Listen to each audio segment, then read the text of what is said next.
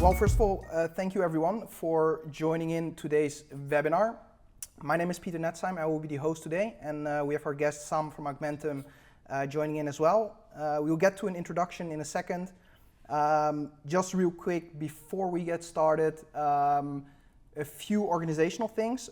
Throughout this webinar, it will be great if everyone can keep their audio muted, just to avoid any background noise.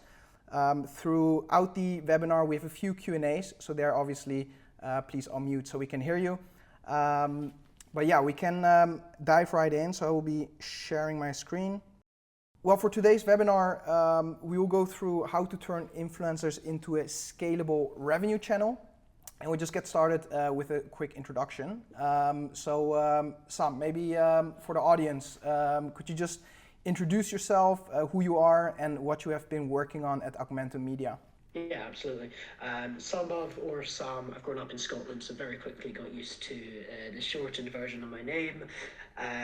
Working with really health and wellness brands of all sizes, all the way from absolute startups raising their first investment to some of our larger clients include Lululemon, Huel, Nestle, Galderma, etc. And really focused on kind of health and wellness programs rooted in authenticity.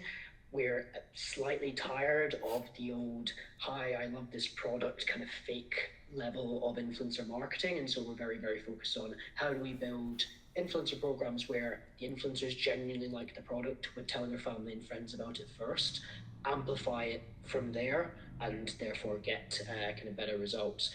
My big focus for today's webinar, because I've sat in on a lot of webinars where I've been like, this is just a bunch of information that I have nothing to do with, is really make this more of a live training. So we'll try where possible to be sharing our screen, running through some more kind of practical applications of the kind of like more theory stuff that we talk about, and hopefully have you guys come away with the processes to build a profitable influencer program before Black Friday. Awesome, thanks a lot, Sam. Yeah, I think we want to make it interactive, right? So that's also why we built in several Q&A sections. So please also let us know your thoughts throughout those Q&As. So my name is Nettesheim. I'm one of the co-founders at Influencer Hero, which is an influencer marketing platform. Before I built Influencer Hero, I scaled a D2C brand called Nakano Knives to 7 figures using influencer marketing. And now we essentially help brands to do the same using our influencer software. So that's a quick introduction on my side. What I will do now is I will briefly guide you all through the webinar content, and then we will just get right into it. So we divided the webinar content into 6 separate chapters. At first, Sam will explain why influencer marketing matters, especially in today's environment. Then we go through the 3-tier performance-driven model, consisting of seeding, affiliate, and paid amplification. Then we will discuss briefly what the key challenges are, especially for smaller influencer marketing teams. And then Sam will be walking us through a step-by-step implementation plan, so how the 3-tier model is actually implemented together with a timeline.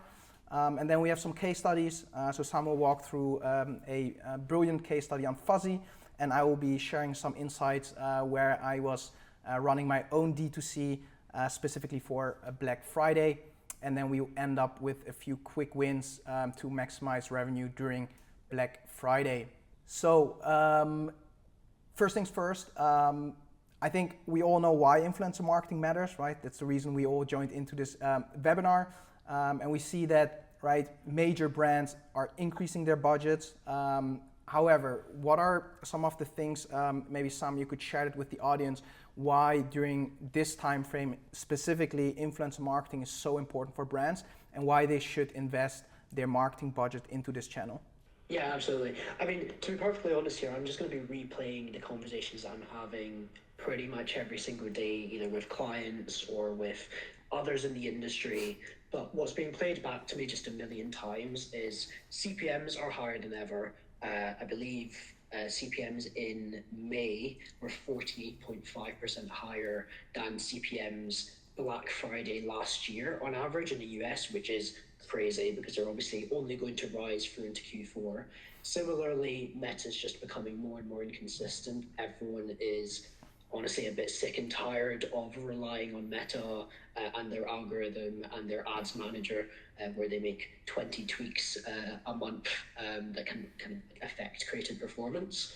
And then similarly, also just looking at the influencer channel itself, and particularly in health where we work, but also just more broadly, looking at how do we get as much trust and as many trust-led touch points as possible through the funnel, whether that's in that discovery phase when someone's finding your product for the first time and it's because a friend or someone they follow on Instagram is featuring it, or whether that's a product they've seen through ads or through billboards or in stores, and they get reminded of it kind of in that middle of funnel, bottom funnel stage, because they get that kind of real, honest review. And that final piece that you've got, middle bullet point there on creative volume, I think that's the other thing that just keeps on getting replayed to me, is that a lot of other channels, Meta included, but then also looking at kind of organic social, everyone is begging for creative volume, but also creative diversity. So working with influencers as a support channel for your other marketing mediums and kind of looking at it as a more integrated part of the marketing mix is another reason why it's just the industry's growing faster than any other marketing industry. Yeah, I couldn't agree more. I think we have very similar conversations when we talk to some of the brands which use our software, and we work with a lot of agency partners like you. And for example, in the paid marketing space, it's exactly what all the agencies are saying, is that creative volume matters. And even if you have your media buyers in-house, right, you need to push so much more creatives in order to keep CPMs low and be competitive on those media buying platforms. And I think what you said, like influencer marketing is a great channel to get that done, right? And then obviously for Black Friday, as we're entering into the season, right, it's so expensive to advertise. And influencers, I saw it when I was running my own brand, is a great way to maximize ROI. And in my opinion, you can get like a lot higher returns through influencers, especially during Q4, compared to paid channels. But yeah, let's get into the framework and be a bit more specific for the brands in terms of how they could do this, right? Because I think this is also one of the major reasons why we did this webinar. It's essentially how brands can implement a structure to drive performance with influencer marketing. Now, Sam, you talk a lot about the 3-tier performance-driven framework. Could you just walk us through what this framework is and why it's so important for brands to kind of follow these kind of structures to optimize for performance? Yeah, absolutely. I mean, one massive caveat before I go into really any of this is the conversation I have with a lot of people, which is like strategy is incredibly dependent on your brand. So I'm not going into this saying this is going to work for everyone. In fact, I'm saying the opposite. I'm saying this is what we've found to be the most commonly successful program as a base, and then there's a lot of kind of winning strategies off the back of that that are a bit more brand dependent. That being said, based of just like the last 3 or 4 years, this is the common, I guess, framework that we've seen get brands 80% of the way to their kind of potential in the influencer channel. And it's very much based off of these 3 key pillars of seeding. So making sure that influencers have product, no strings attached, building relationships with them, getting content out from the program. Affiliates, funneling usually like 15 to 25% of those seeded influencers into affiliates and activating them.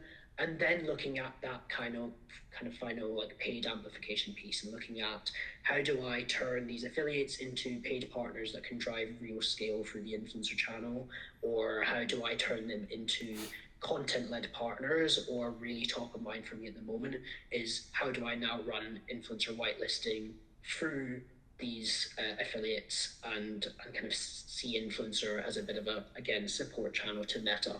And that's really kind of the structure that we've now got implemented across pretty much every single one of our clients, whether that's us owning all 3 parts of this framework or us owning just that seeding and affiliate piece and then the brand running paid in-house, and it's working kind of incredibly well across the board. Yeah, I think this framework, and this was also one of the reasons why I immediately bonded with you, Sam, is because it's essentially actually the model which we used when I was building my own D2C, and we were bootstrapped, so we had to be profitable in acquisition, right? We couldn't spend massively on brand awareness. And exactly this model of like starting first with seedings, using affiliates to identify the creators which perform was kind of the model which worked for us. So I think that's another example why, right, this structure which you have just presented and which you're working on with clients is really, in my opinion, the way to go if you're looking at from a performance marketing perspective, right? Now, what could be interesting, right, if let's say some of the people in this audience think, okay, we would like to implement this structure. They might be already working on a similar structure with influencers. Some of the question might arise, like, what are common affiliate commissions which brands should give to the influencer, right? Because obviously, if you pay more, it's expensive, but then you incentivize the creator more. What do you do with your clients? What do you see in the space as common? So the audience knows a bit more what kind of affiliate commission or also discount codes can be offered to influencers. Yeah, absolutely. So what we do is we split categories of brands really on subscription or non-subscription brands, and we have different models and focus points for both of those programs. To touch on subscription first, which is to be honest, probably around 60-70% of our clients are more subscription for health and wellness, right? They're very much focused on first-time acquisition, and so our goal is, right, like, how aggressive can we be? How much can we spend to acquire a customer and not give anything away on second, third, fourth, fifth purchases? Particularly important for a brand that has kind of a really good product, a really good LTV to kind of first order purchase value ratio. What we do there is we'll essentially take margin on first purchase. We'll want to make sure that you are still first purchase profitable. So let's say margin is 60%. We want to make sure that the discount and the commission gets as close to 60% as you're comfortable giving away, typically 55%. And then trying to kind of push as much of that as possible into commission. So what that looks like in practice, because a worked example is always great, is let's say I've got a 60% margin on my subscription product. My discount and commission might want to add up to 55%. But I know that site-wide, I run a 10% off discount code across the website. Now, it doesn't make sense for an influencer to then also have a 10% off discount code because there's no reason for their audience to use that versus your site-wide code. So we will then layer discount to be 5% above your public-facing discount code, so let's say 15%, and then try and put as much as possible into commission, because not only is that what an influencer's doing it for, right? It's why they've joined the program, it's the money that they earn, but it also really protects brand identity, because you don't want to be the brand that's going around with a bunch of influencers with 40-50% off. You'd rather have the public facing discount to be as low as possible. So that's the kind of methodology that we use for subscription brands. Non-subscription is a bit more just competitor led. It'll just be sign up to all of your competitors' affiliate programs, whether that's with your own profile or a friend if you have kind of like a micro influencer friend to join those profiles, and then try and beat them on both discount and commission if your margin allows. So try and go 5% higher on commission, 5% higher on discount, as long as they're not pissing away margin. You're typically in the right boat there. That's what we find has just been the best strategy across the board, because you're going to be fighting for the same influencers that they are. I like the idea of signing up for competitors. I've never thought about that structure, but I think it's a good way to see and then basically outbid your competitors, right? And make it more attractive for affiliates to join your program.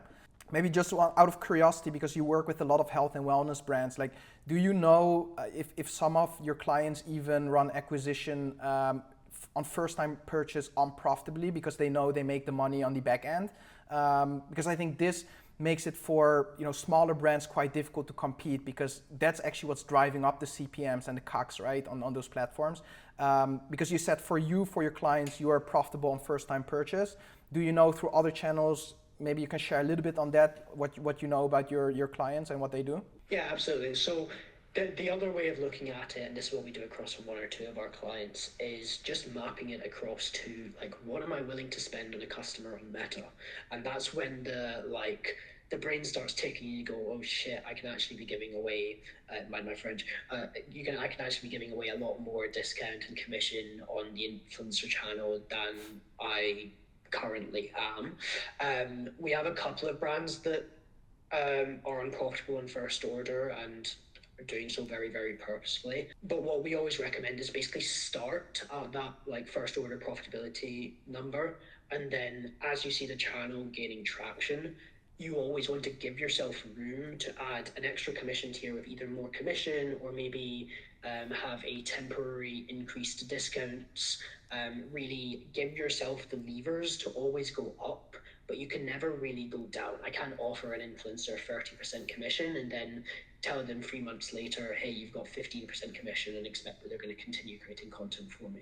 So big focus for us is start low, give yourself the levers to introduce tiers or competitions, and then that's where they might be unprofitable on first order.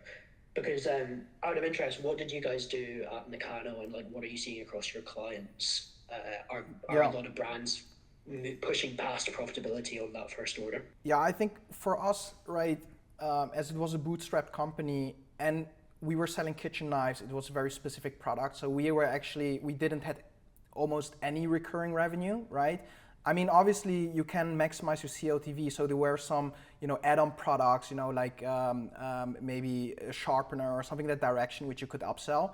But I think we're quite a young company, so gambling on CLTV was quite dangerous for us. So we said, look, we want to be profitable on acquisition, or we also had to be because we needed the cash flow.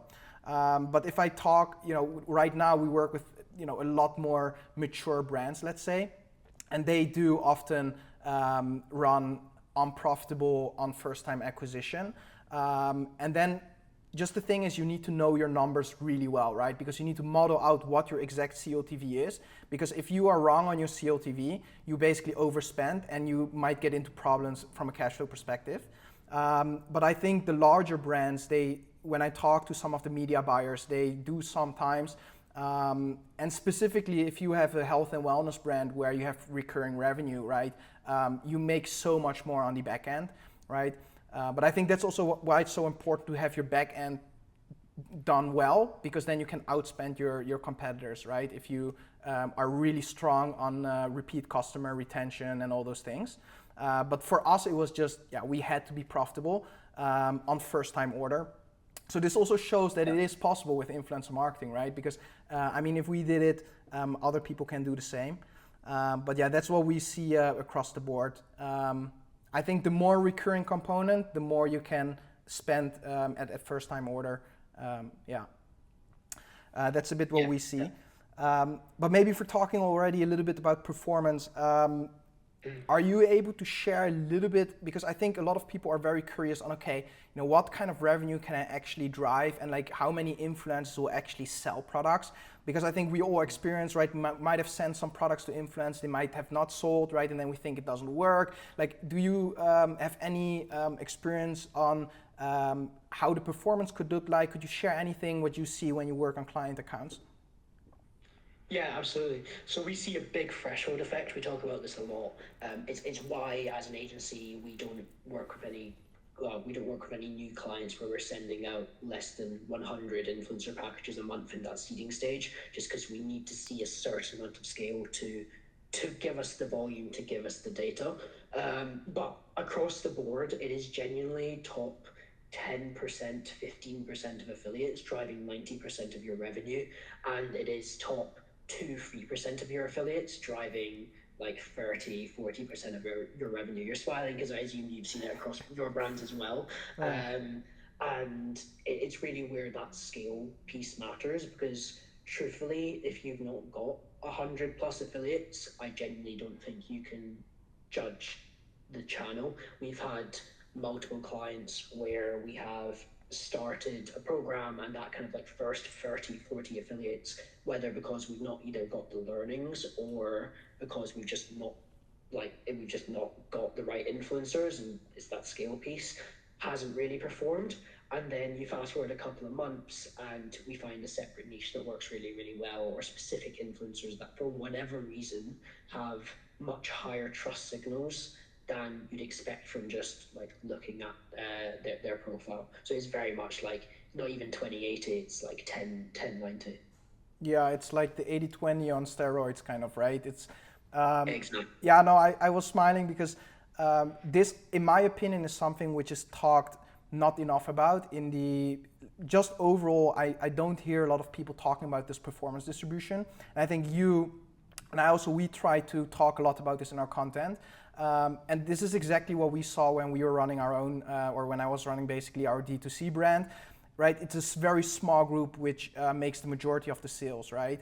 And it's exactly right what you're saying. You can be unprofitable on like the first 50 or 40 affiliates, right? And that's often where brands tap out, right? And I think that's such an unfortunate thing because they say, hey, you know, actually it's a lot earlier. A lot of brands, they do like 10 creators and they stop. They say, hey, those 10 creators didn't make sales.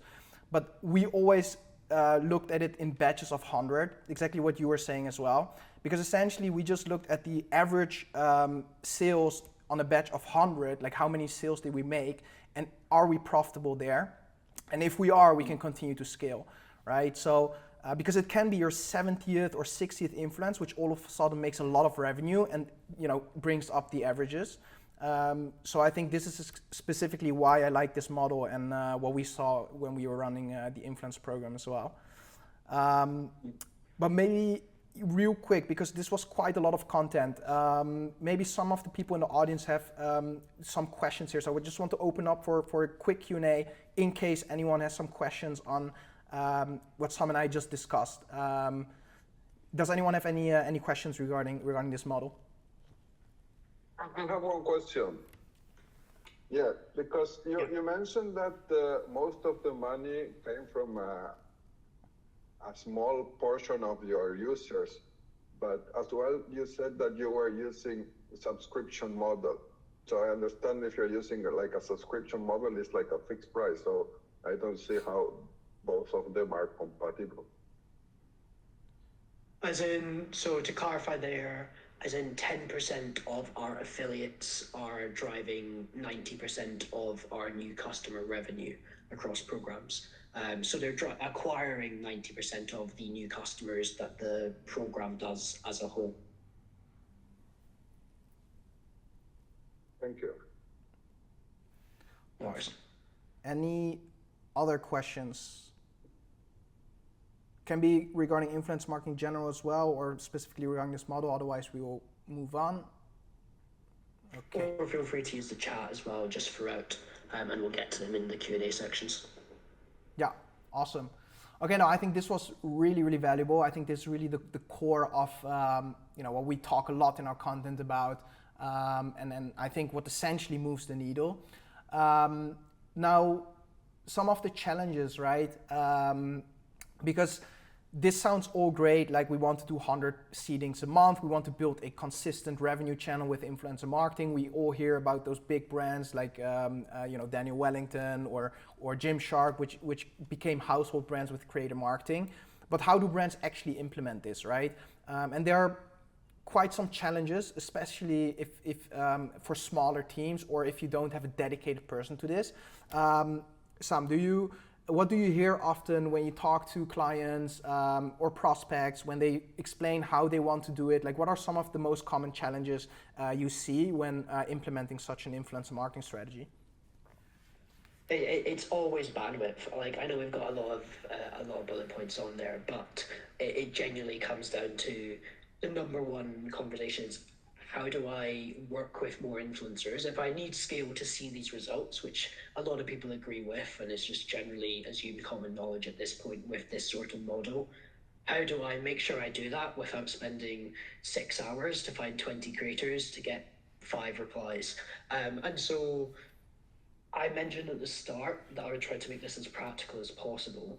I've not actually told Peter I'm doing this, but I will share my screen really quickly just to explain kind of like how we find influencers and how you can actually do that at scale, because I think that efficiency part is probably the most like underlooked part of running this sort of program. So I don't know if it lets me take over screen. Yep, nice. Just Cool. So I'll just share my entire screen. So I'm actually on Influencer Hero now. Peter will be happy to know. But this is kind of really similar to a lot of influencer marketing platforms. There's a lot of reasons why we like Influencer Hero, which I'm sure if you ask Peter separately, he can run you through in more detail. But we'll use their influencer discovery search filter to really search through 124 million influencers, categorized by kind of like location, gender, age, follower count, etc., to really pick out exactly what types of influencers we want to be working with. So I'll show you a really live example here. For example, for a collagen brand, which has been performing kind of really well. Collagen's a big trend recently, especially in the UK. So what I might do is I might do UK. You can either choose influencer location, but what we actually do is choose audience location because it's a better indicator of where the influencer is based than influencer mapping, which Instagram doesn't always get right. Similarly, maybe female 70% plus for that kind of like female 70% plus for that collagen product. I might also make sure that the influencer is female. And then similarly, follower count wise, we typically go in between kind of like 5 and 100, 5 and 125K. So we'll go for 5 and 100K here. So let me go 5K to 5K to 100K. Cool. Then you might go engagement rate. So let's stick at 3% engagement rate for now, which is probably on the high side for this sort of like scaled influencer seeding approach. And then a couple other filters that we might put on include last post, so making sure that they've posted in the last month, and then similarly some sort of follower growth metric, so making sure that they've grown over 10% in the last 2 months. This will give us our kind of initial list of influencers, and then you can individually go on to each influencer and essentially look for a couple of signals. For example, frequency of stories has worked really, really well for us as an indicator of actual sales potential, but then also looking at their comments and making sure that they are more kind of like buying and engagement related rather than just a bunch of emojis, which is also a really good indicator for us, that quality of comments in terms of sales revenue. So hopefully that's kind of a really quick overview of how to do that really efficiently. You can open up a bunch of profiles at once, and typically our team gets through around 30 to 40 discovered influencers every hour, which we feel is like a pretty good rate to start to find quality influencers efficiently. Yeah, I think it really comes down to just making sure that you save time on all the workflows, right? Because I think that's also why a lot of brands work with agencies like you, Sam, because of the bandwidth question, right? And then you have to build up all the know-how on like all the tools and how you essentially structure that. And it's just important that an influencer team has the right tech, because honestly, if you do things manually, and I think even like some of the agencies, you're massively overpaying just because they are not using the right tech. And then you're just paying for like manual work, which becomes very expensive. So it doesn't matter if you do that in-house or if you hire an agency, if they're not using the right tech, right? Your influence program becomes very costly, right? I think one other big hurdle is essentially that a lot of brands are using like a lot of different tech tools and they have to merge that together. And I think essentially in Influencer Hero, you can do all of that in one place. So outreach is structured in one system, right? We have personalization, so the AI looks at the post of the creator to essentially add in a personalized sense for every single influencer, right? We have a structured CRM to manage everything, and all the creatives gets captured automatically. But what I want to do is basically keep it specific and tie this into the previous framework we discussed, right? Because the tools are important, but it only matters based on how you actually implement, right? Which is essentially the people who work on it, right? So this is not the SaaS tool which just runs on the background. You actually need to actively implement things. So the 3-tier model, I think we all, well, at least we both agree that this is a really good model for performance-driven influence marketing. How do brands actually implement this, right? And then also, what is the time frame brands should be allocating, right? Because you cannot think, okay, after 1 week I have my influencer program all set and going. Walk us through that process and how brands can actually implement that. Yeah, got you. So everything comes with like pros and cons, right? And the one thing I'll tell a lot of our clients and just people in the industry in general is that this sort of like 3-tier model, the con of it, the trade-off that you're making for getting more efficient performance and not having to spend a ridiculous amount on paid influencer fees to start, is that it does take a bit longer than me just paying 100 influencers tomorrow. Obviously far cheaper and far more structured, but typically we see a minimum of like a 9-week timeline, so leading us up really to Black Friday now, to make sure that you're hitting all 3 tiers of that model. Now, transparently, I know a lot of brands that will run, and we run for a couple of our clients, just that seeding and affiliate piece. But if you are looking to hit all 3 tiers and scale those affiliates, you're looking at really what we have on the screen. Seeding for the first 3 weeks, converting people into affiliates and activating those affiliates from weeks 4 to 6, and then weeks 7 through 9 is that kind of more activation-led, making sure that the affiliates are posting regularly, but also scaling them through whitelisting, scaling their content through paid ads, and similarly scaling through kind of paid influencer partnerships and flat fee rates as well. So I'm not sure how much time we particularly have, but just really quickly, I'll share my screen again. On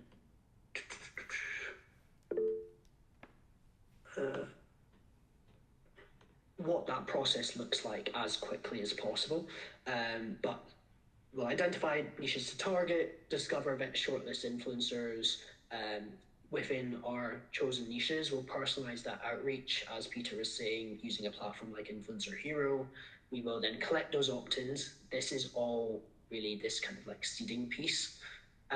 Collect this content, push people through into affiliates, and then activate those affiliates through both regular conversation with them, but also through what we call affiliate activation strategies. This being an example roadmap using stuff like onboarding flows, competitions, interviews, newsletters, etc., to really keep affiliates activated for 12 plus months rather than the average affiliate who joins a brand and then drops off the program within 1-2 months, which we see kind of far too often. I also did see a question, so I don't know if we want to touch on that now, Peter, or... Yeah, I think maybe a good time. I mean, we just finalized kind of this step-by-step process, so we have some Q&As right now as well. So let me just quickly, since we are in Hong Kong, we were sent out to overseas influence. The cost is high for us. We have been having difficulties to get the influencers who have agreed to the collaboration previously post. Is it common? This is a good question, I think. Someone in the audience is basically explaining that when they work with overseas influencers, well, they might be more expensive, right? So influencers charge different rates, right? So I think specifically in like developed markets like the US, UK, Europe, the compensation of influencers might be a bit higher compared to emerging markets. So then influencers have agreed to collaborate, but then difficulties to collect the post, if I'm correct. Sam, do you see like non-posting rates with affiliates? I think obviously if you're not paying creators, right, you cannot expect 100% posting rate. Like what kind of non-posting rates do you see with your clients? Like, is this common, or are there any things we can do to optimize for that? Yeah, absolutely. So quick distinction between seeding and gifting. Seeding being sending products, no strings attached, meaning they don't need to post. Gifting being sending products and they have to agree to post. I know the terminology is a bit mucky in the space at the moment, but that's the terminology we use. For seeding campaigns, we typically expect 30 to 40% of influencers to post, and to post on average 2 to 3 times. So we're expecting anywhere between kind of 60 and 80 posts, stories, and reels on Instagram for every 100 packages we send out. That's a relatively good benchmark, particularly for the health and wellness industry. That completely changes if you are like, there's like levers to pull there, but if you're a much larger brand, then obviously that's going to be higher because people want to work with you more. If you're an absolute startup, then maybe that drops to kind of 40 to 60. Gifting wise, we see similar. We see around kind of like 50 to 60 for every 100. However, we see the content to be slightly more forced and less likely for them to then run through into affiliate, which is why we prefer that more kind of like seeded to affiliate model. I don't know how those numbers stack up against yourself, but if you do want to send me the numbers separately, I could talk about this all day. So feel free to ping me a message and we can walk through what benchmarks look like and how to get that percentage up as well. Just in the interest of time, we can get on to the other questions. So maybe real brief, because this I think is a very important topic. Sam, do you usually, I might have missed that, but do you usually make it mandatory to post when you seed the product, or you don't make it mandatory? What's more common with you? In the health vertical, no, we don't make it mandatory to post. Okay. And the reason for that is we are, as much as possible, trying to build a relationship with the influencer, because the big win is going to be getting them on board as an affiliate, not in getting them to post once. Yeah. And so that's where we go kind of like seeding led first. I know that in other verticals and with other agencies that with friends in other agencies, that more gifting led approach can work a lot better. And or it also works for brands like Lululemon, for example. We've done some gifting work for rather than seeding, because everyone wants to work with Lululemon. I'd post about Lululemon if they gifted me products. So there's kind of there's nuance to it, but in general in health and wellness, we go seeding first. Yeah, maybe one small thing to add to that. I think what we see is. With health and wellness, if it's a supplement, right, I think it correlates also with the retail value which you're offering to the creator.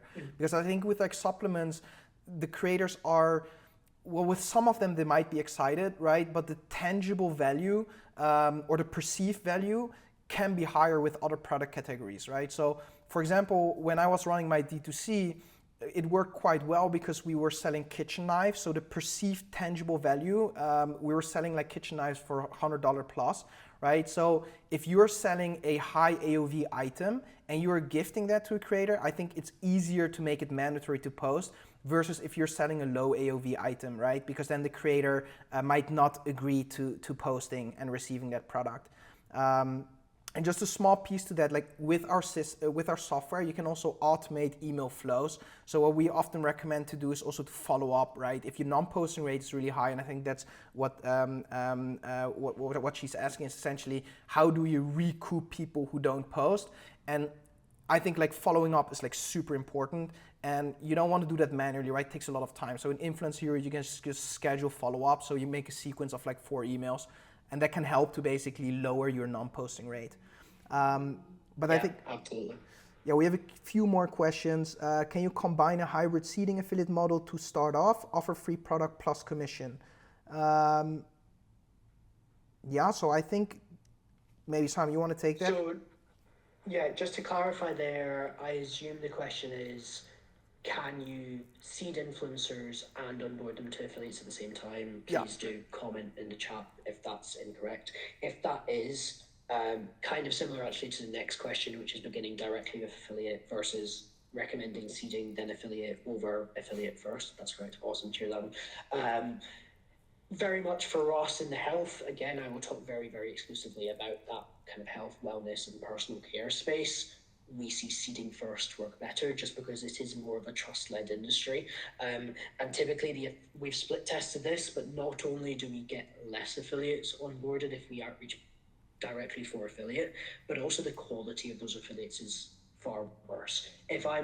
Put it this way, if I'm an influencer and a brand has messaged me to become an affiliate for them, but I've never tried the product, if I'm then willing to join that affiliate program, then for me as a brand, that should be a signal that they either A, don't have the capacity to quote paid rates for anyone else if they're willing to join an affiliate program that easily, and B, don't particularly care about what they are posting to their audience, which should be a big red flag in this specific vertical.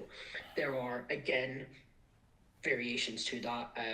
I know the guys at Tabs, which is a slightly niche example. Tabs, the sex chocolate brand, from a couple of years ago, went viral for doing the opposite, where they would bring a bunch of affiliates on board directly. But typically, seeding plus affiliate gets you not only more affiliates, but better quality affiliates, because it's the influencers that genuinely love the product and wanted to try it first and care about what they're then promoting to their audience. So hopefully that helps, and hopefully that answers the second question as well, Guadalupe, if that's how I'm pronouncing your name. Yeah. I think, right, especially in the health and wellness space, right, because like a supplement is like a product which you really need to try first, right?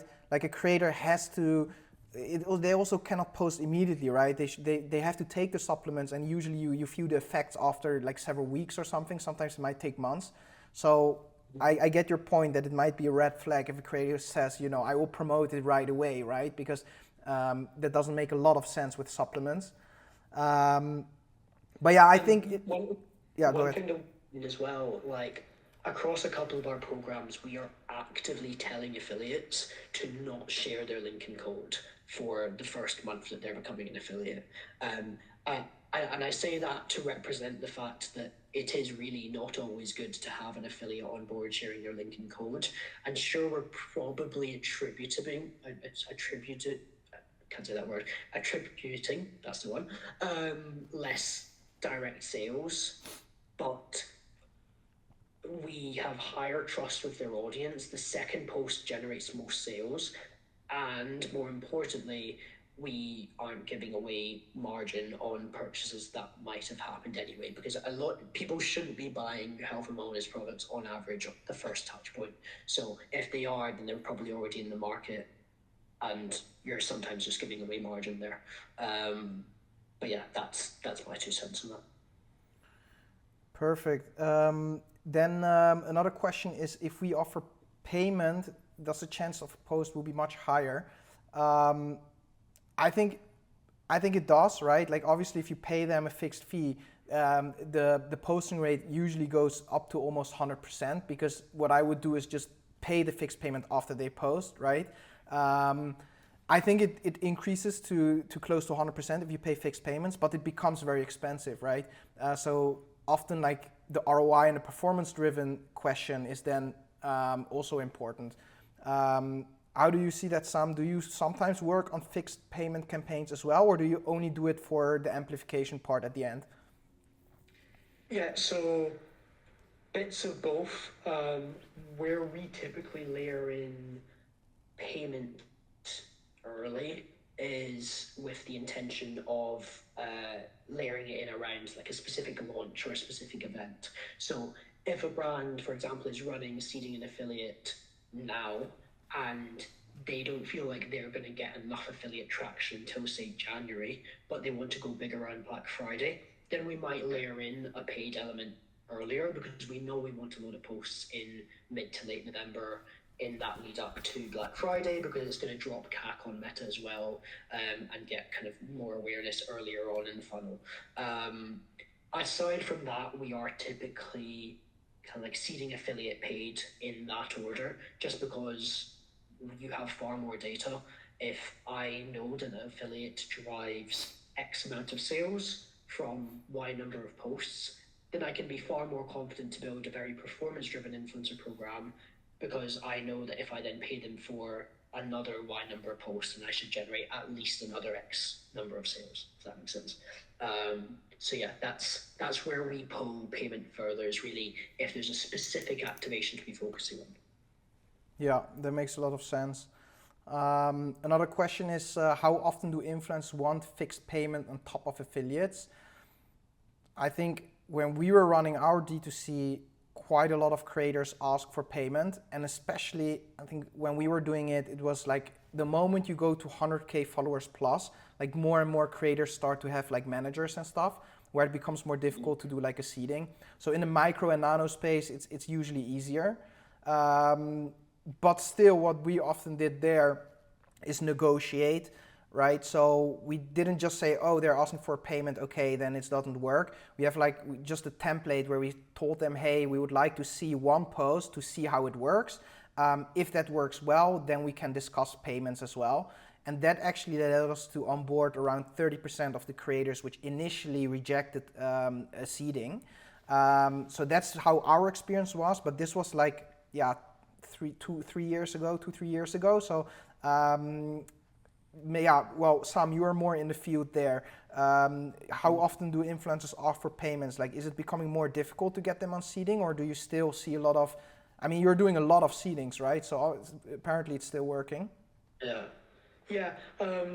I won't have the like concrete number for you, Dan, but my rough estimate across campaigns is probably around 10%, maybe less, maybe 6 to 8% of influencers that we outreach for an affiliate program will then ask for fixed payment. That's bearing in mind that we have seeded them beforehand, built a good relationship with them, and that drops that number down. If you were to just outreach for affiliate, then I imagine that number would be higher.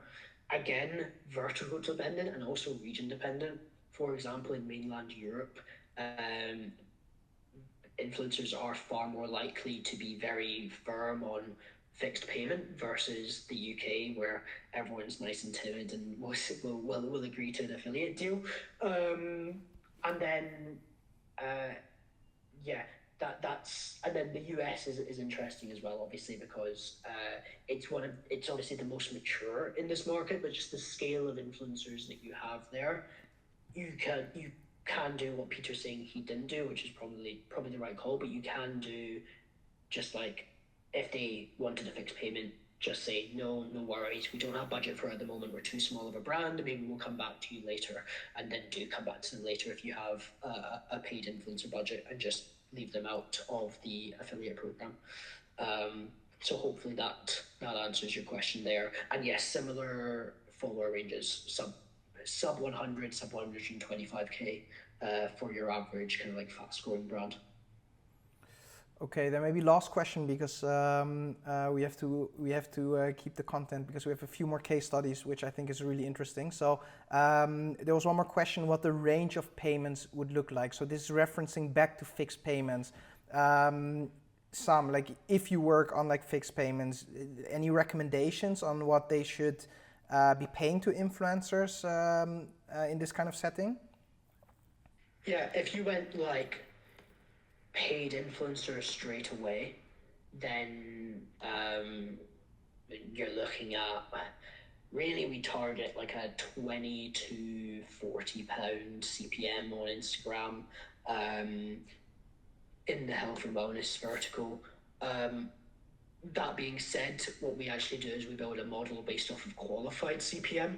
So instead of just picking, here's my expected impressions, we'll say, here's my expected impressions multiplied by what percentage of their audience fit my target demographics, and then build out a qualified CPM based off of that, which seems to be a really, really good measure for us for running paid directly. Of course, if you've run seeding an affiliate before and you have that data, then range of payment is just base it off of how much revenue they could drive. As I said earlier, let's say an influencer can drive 100 quid in sales, really easy numbers, 100 quid in sales from one story, then I might pay them next month to create me 5 stories and expect 500 quid of sales. So I would pay them whatever ROAS figure I'm happy with underneath that. Yeah, that makes sense. If you have the data, it's always good, right? Because that's what we also did. We actually only did fixed payments if we had the data, because then it's exactly what you say. You know approximately what a creator makes per post. You can multiply that by the number of posts you're asking, and then basically bundle it together in a package and pay them, and basically have an expected ROI on it. I think like some of the agencies we have been talking to, they sometimes also work on guaranteed CPMs. I think there was also a bit what you just mentioned. What then really makes sense is actually, I think they didn't mention to narrow down for relevant CPM. So looking at, because the total audience is not always relevant, right? If you're only selling to female, you should look at their female audience. But then you can tell the creator, hey, we really want to hit that CPM. You will get this amount of money for basically that CPM. And then if they don't achieve that CPM, they will basically continue to post. So it's a guaranteed model. But yeah, that's top of funnel, right? Because it's a CPM. It's not guaranteed conversions, which is, I think, very difficult to get. But yeah, I think great questions. I think we covered most of them. If there are any questions which weren't covered, please let us know also after the webinar, because we have one final Q&A there as well. Let's move on, because we are a bit limited in time. I think this is essentially what brings all kind of the theory we discussed into praxis. So we want to go through a few case studies. So Sam, maybe you can start off with Fuzzy, like briefly for the people who don't know what the brand is about. What does the brand do? And then dive right in. Yeah, absolutely. Sustainable deodorant brand. Other brands similar to like Wild Deodorant, who I think exited for 200+ mil to Unilever recently. Similar to Axe London, if you know them. But UK-based sustainable deodorant brand really came to us in January 2024 with the intention of scaling out their seeding and affiliate operation. I've been working with them ever since. So I've been working with them for like 18 months now, building out kind of exclusively their seeding and affiliate program from the ground up. Where they really see it is kind of how I like to see the process, but as full funnel, so not just top of funnel and building brand and moat. And I have a couple of awesome stats around like market share that we won back from competitors, but also content for ads, direct customer acquisition, which has run really well, but then also funneling those through to their paid influencer team and telling them, hey, this is the data we have. These are the influencers that you might want to partner with in a paid capacity. Now, I know you, Peter, have an example of the kind of like paid amplification side for the channel, which is an awesome case study. So I just wanted to really quickly show everyone what the affiliate activation side looks like with a really quick example of an email that we sent out to influencers. We have this monthly ambassador newsletter that we send out to all of the affiliates. And last Black Friday, which is really relevant for right now, last Black Friday, we sent out this increased commissions, increased discounts, plus special prizes competition for all of, I think at the time, 500 affiliates that we now have 1,500. So it's going to be even bigger this year. Plus tied it in with some new product launches that they had and gave them some kind of tips and tricks to creating content around this competition, and it worked superbly well. I think we saw 160% lift in week-on-week sales over the Black Friday competition period, and we'll be copy and paste repeating this process for them next year just because it works that well. But shows you how once you have that affiliate bank, you can really direct them around specific times of years, whether that is Black Friday competition or specific launch, or both at the same time in this case. What did you use, Sam, to send those newsletters? Did you use Klaviyo to send those out to? Yeah, just linked into their Klaviyo account. Yeah. Awesome. That's also something you can do with Influencer Hero. We sync with Klaviyo, so you can directly manage that from there. But yeah, no, I think that's awesome. Then maybe briefly on Nakano Nice, which was the D2C which I ran. So I want to do it specific for Black Friday, Cyber Monday. I have a written case study as well, which I will share with everyone after this webinar. But I want to make it a bit specific because essentially what we did is run the exact model which Sam was explaining through this whole webinar, and it worked for our brand as well. So we had just an always-on influencer seeding program where we try to send out around 100 creators each month. And then what happens during Black Friday, if you have an always-on program, you have a lot of creators which are outstanding to post, right? So similar to what someone in the audience asked, and I will just, oh no, I'm already sharing my screen, is that some creators not post, right? They might not post immediately. So in the CRM, we just have a section called awaiting post. So these are all the creators we have seeded the product to. And then what happens is, in this example, there are 237, and they accumulate. And then when you are just before Black Friday, we send them, similar to what you showed with the Fuzzy case study, an invitation for the Black Friday campaign. And what you want to do is just send it to all your outstanding creators because they haven't posted yet. So in the Always On program, we didn't mention Black Friday yet, but now that we're closed, it's the perfect timing to basically re-engage those and get them to post during Black Friday. So you want to automate that. So here, for example, you can just select all of them here, but we also have all kinds of different triggers. So we can say creators which made more than $50 of sales, or creators which have posted in the last 30 days, or creators which we have sent the product in the last 60 days. And then the CRM would select all of them, and then you can basically bulk outreach them, right? And you can send a flow. So we just set up an email flow of like 4 emails with 1 outreach and 3 follow-ups, inviting them into the Black Friday campaign, and just asking all of them to post on Black Friday or Cyber Monday. Now, this specifically resulted in $700,000 of revenue during Black Friday, and the ROI was quite significant. I think it was like 8x back then, and this was all with influencer marketing, right? No paid ads, no SEO, so that was something which worked extremely well. And I think in the written case study, it's a bit more in depth, but to kind of close off with like a few things we did during Black Friday specifically, which worked well, was to leverage FOMO and urgency at the end of the campaign. So when the campaign was ending, we just sent another email blast to all creators saying, hey, our Black Friday offer is ending. Can you make one more post? And then a lot of creators, you get an additional free post. That's what happened to us, because you're paying for posts which are very expensive. But if you tell them, hey, can I get one more post because the campaign's ending? A lot of creators, they just make one more post, right? It doesn't really make a difference for them. But what happens is they make posts of like sharing with the audience, hey, the discount code is ending today. Their Black Friday offer is ending today. And this actually led to a massive spike on the last few days of our campaign, and it drove a lot of revenue. And I think that was one thing which helped us, and just making sure to post on Black Friday and Cyber Monday, because we tested a lot around those dates, which works also fine. Like Q4 in general is just, the multiplier effect is great, but on Black Friday and Cyber Monday specifically, we saw the biggest conversion increase. Nice. So yeah, that was my experience. And then I think, anything else to add to that, Sam? No, it's a hell of a case study. It's very cool. But yeah, all good on my side.